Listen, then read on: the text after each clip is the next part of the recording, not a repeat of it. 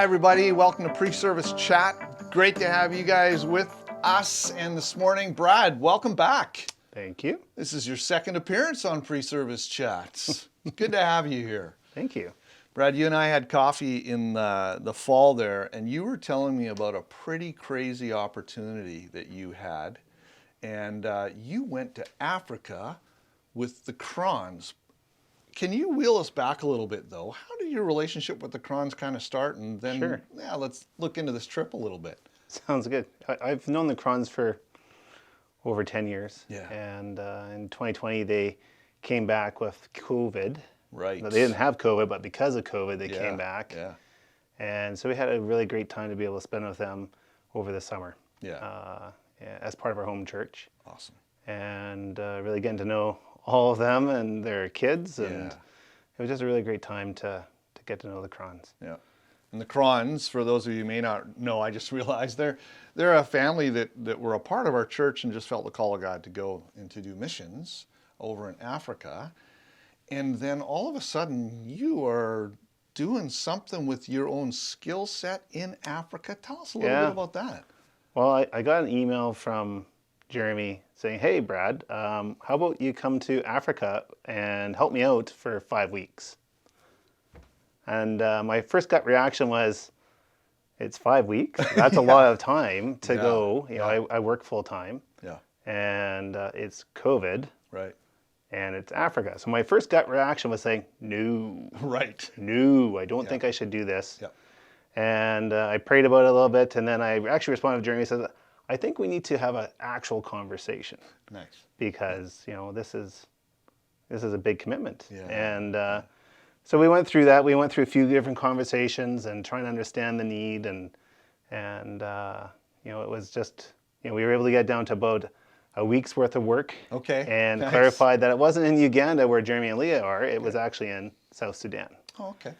And that generated some more anxiety in me a little bit. Just, you know, I don't know if you ever looked into South Sudan. It's not the most stable country. Right. Yeah. It's the newest country in the world, but there's a lot of turmoil there. And, you know, Canada has a do not travel advisory. Okay. So another little warning sign. Yeah. You know, and, but for me, I just, you know, we prayed about it. My wife and I both prayed about it. And we continued to walk through what this would look like and ask questions instead of just saying no. Oh, good for you.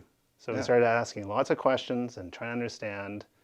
And, you know, it was really good that way to understand what the ask was. And so we went from 5 weeks down to 1 week. about a week. And so what did you do there? What was your skill set and what did you bring to the table? Sounds good. Well, I was basically there to help with bringing internet to South Sudan. Wow. So they already had internet there with satellite. Yeah. And, but they just needed some help. Yeah. So the people that were living there, you know, so I helped in a town called Tarit. Okay. And there was a couple other little villages, like really tiny villages in the middle of nowhere with no electricity, and just helping them, making sure that what they did have there was working as best as it could. Nice. And getting a chance to see, you know, really what they're doing in South Sudan, and it was really quite an eye-opener. Yeah. So you were coming along and offering some support, communication support. Yes. But you did a little bit more than that as well. I think Patricia was also there. My wife is there, and she helped out in the AIM head office for East Africa, and she was able to, you know, help the organization look at some information and data, and come up with some interesting realizations and questions for the organization to help answer.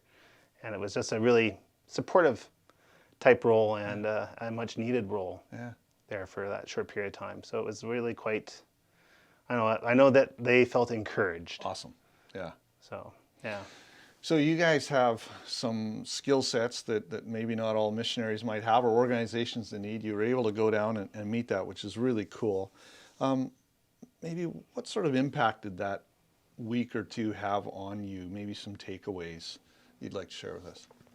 Well, I do know that, you know, the people over there, they rely on some support. It's not just financial support, but it's just, you know, encouragement on a regular basis. Yeah. So whether that's the Crons or the people that they're supporting. So they're supporting other missionaries that are in the field. Right.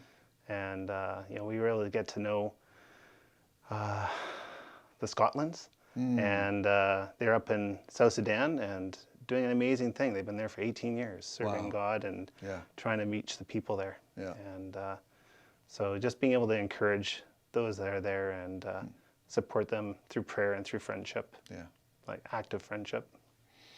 Can you see yourself doing something like this again in the future?